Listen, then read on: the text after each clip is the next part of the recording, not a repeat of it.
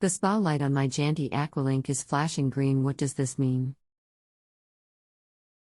It was installed when we bought the house, so I don't have a manual. Thanks.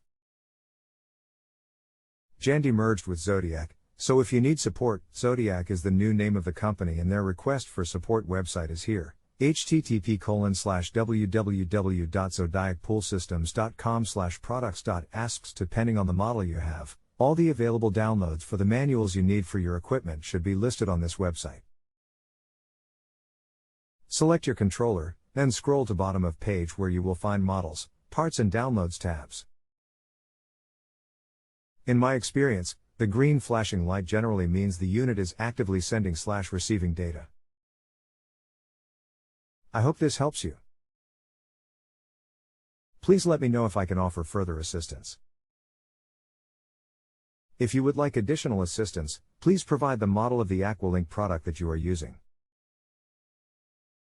For instance, the Jandy Aqualink RS PDA will have flashing green LEDs when there is successful communication to the PDA. I have the Aqualink RS All Button model. Thanks. When the LED above a button flashes on the All button, the equipment is being protected by a built-in safety delay.